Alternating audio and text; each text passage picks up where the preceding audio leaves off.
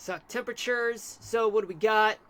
Temperatures throughout New England, they are in the low 60s to upper 70s. They range from 62 in Edmonston to 79 in Hartford. In upstate New York and Pennsylvania, temperatures they're in the 70s to low 80s. In the greater New York City area, temperatures range from the 70s to low 80s. Then we go down to the Mid-Atlantic plus West Virginia, where temperatures they're in the upper 60s to low 80s. Down to the Carolinas and Georgia and Tennessee, you got temperatures, and plus Alabama, Mississippi, temperatures all across the southeast. They're in the low 70s to the mid 80s. Arkansas and Louisiana, you get temperatures there. They range from the upper 70s to mid 80s. Then we go down to Florida. Florida, you do have temperatures there. They're in the mid 70s to upper 80s.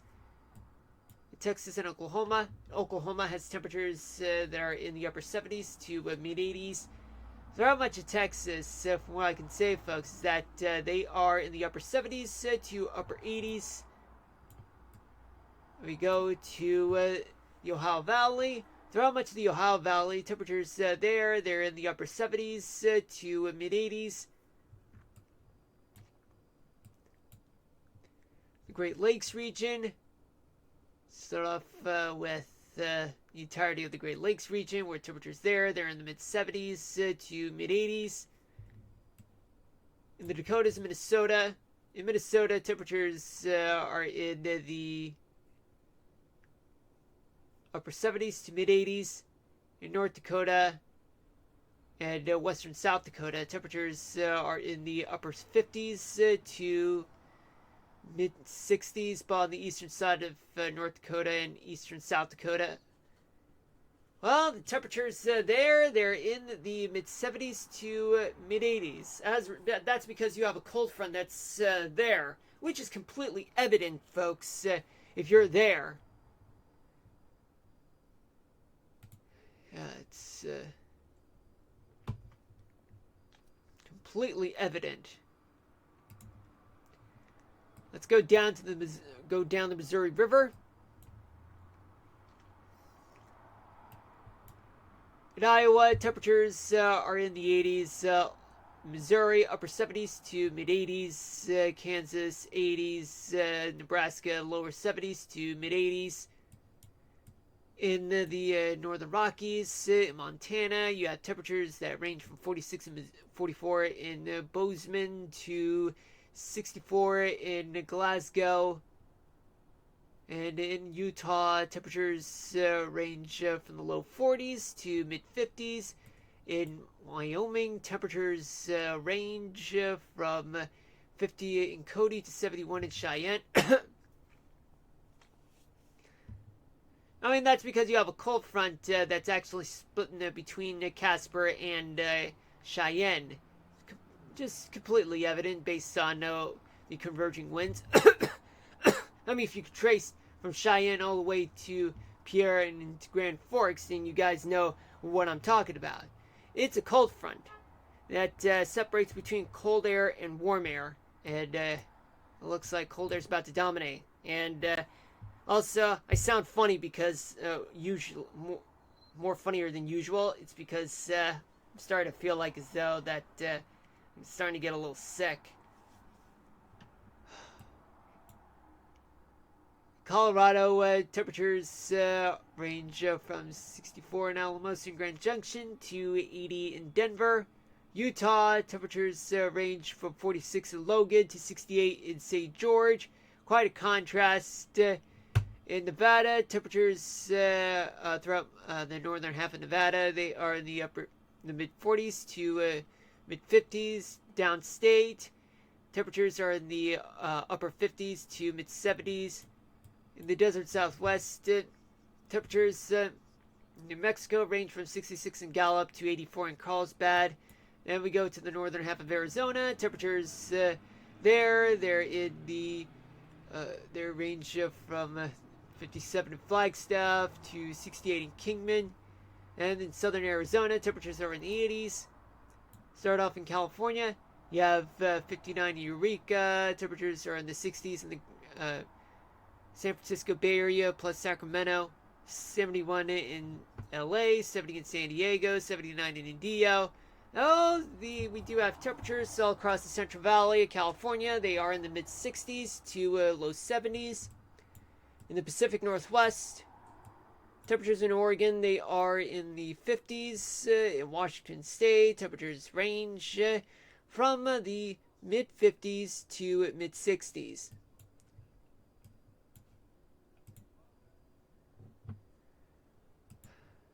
Let's talk about gusts. Now, where are the gusts? In the northeast, just up to 30 miles an hour in gusts coming from Canada in northern and western Maine.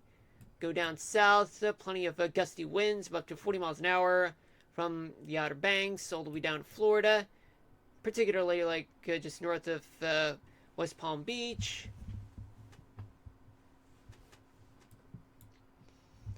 But otherwise, throughout anywhere north of West Palm Beach, winds, gusts are up to 40 miles an hour there, plus parts of Georgia, up to 30 miles an hour throughout the rest of the state.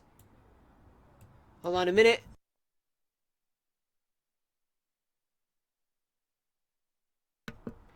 Okay. Let's see. Okay, so everything's in check. That's good.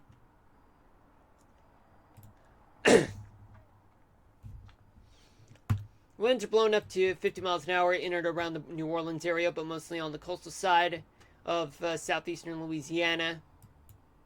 Throughout the Great Plains, winds blowing at around 30 to 50 miles an hour. Some places maybe locally higher wind gusts there.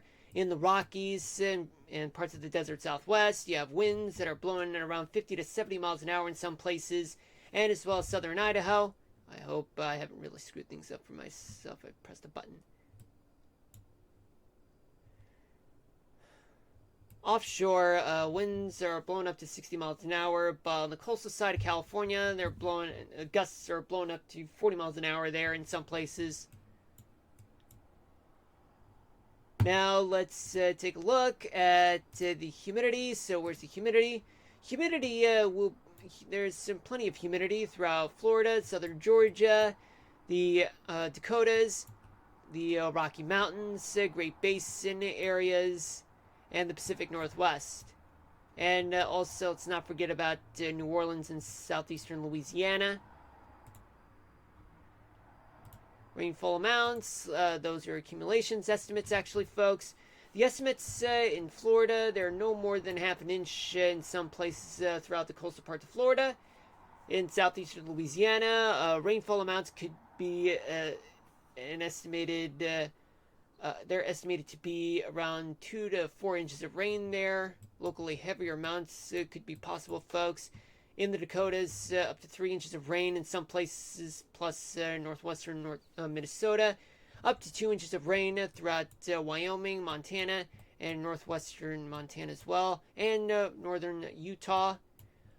And, well, now that we have our first set of winter storm warnings throughout this fall, let's just go ahead and just figure out what we have in terms of snowfall accumulation.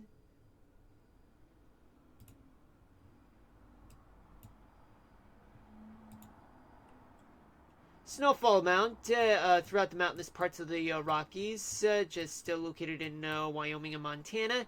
Some places throughout the Rockies could estimate to have about up to a foot of snow. In some places throughout the Rockies, just north of Colorado, though, maybe a few inches of snow, just up to no more than 6 inches of snow in the Rockies and northern Utah.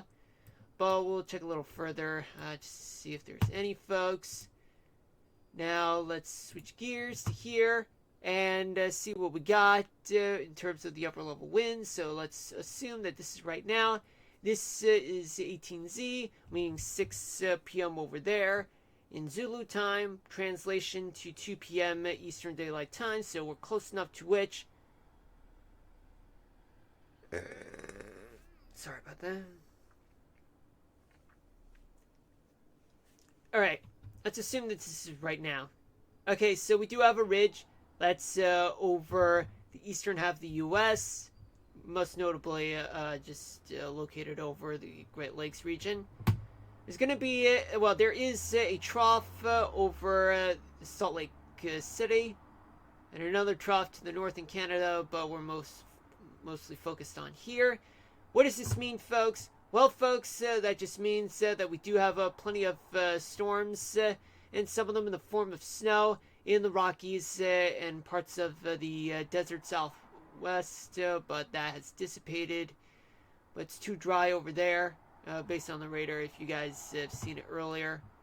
And yet, precipitation has extended into the Dakotas. And there's some storms that have been popping up throughout parts of the southeast, folks. And it looks like we do have an upper level low just located here. Translation: the southeast has some storms, otherwise they just pop up, folks, for the most part. Hold on a minute. Now let's move into 24 hours from now. So what do we got? Well, a ridge is going to be over the northeast. A trough, it's going to sit over Idaho. And another one to the north of the Dakotas, but it's mostly visible. The one in Idaho. Wait. What does this mean? There's going to be plenty of storms that are going to be moving into the Great Lakes region, spreading from the desert southwest. And some storms will happen throughout parts of the southeast for tomorrow afternoon. Then we move on to another 24 hours from now, which is Monday afternoon, which means that there is going to be a trough just over Wyoming, extend towards California, and there's a ridge just located over Cape Cod. What does this mean? There's going to be some wet weather stretching from the desert southwest all the way to the Great Lakes region, but it's not going to be much, folks. I mean, based on the tilt of the trough, it looks like as though that this system doesn't really look like it has the potential to create some severe weather. But I'm not saying that it's impossible, but I'm saying that it's not likely based on the tilt of the jet stream, weaker storms, and all that. Alright, and finally, let's see for Tuesday afternoon. There's going to be a small ridge over the northern Rockies, and there's going to be a trough north of the Great Lakes region. There's an upper level low sitting off of southern and central California, a ridge over the southeast. What does this mean? Some wet weather could happen throughout parts of the desert southwest, the Pacific Northwest, and the Great Lakes region, and parts of the northeast, and as well as parts of the south. We'll get some storms. Wet weather. Oh yeah, that's cheating. I don't know why I did that.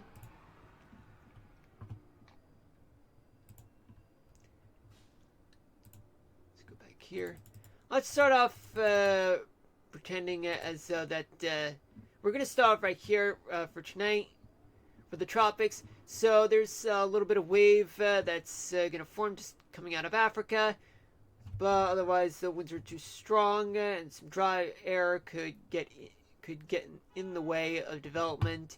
Something could form just located off of the Gulf Coast. And as well as another one coming just northeast of east of Puerto Rico. And then you have your upper level high. We move on to another 24 hours, Sunday night. Well, nothing much is going to happen. Some barometric swamp just located north of the Windward Islands. Maybe something could form just near the Bahamas. Plenty of strong winds, just shredding any chances of development in the Gulf. Then we move on to another 24 hours, Monday night. Something, well, I wouldn't call it like a tropical development right here, just near Bermuda. Barometric swamp, it's going to be over the Gulf, the Caribbean, some strong winds are there. Tropical wave coming out of Africa. It's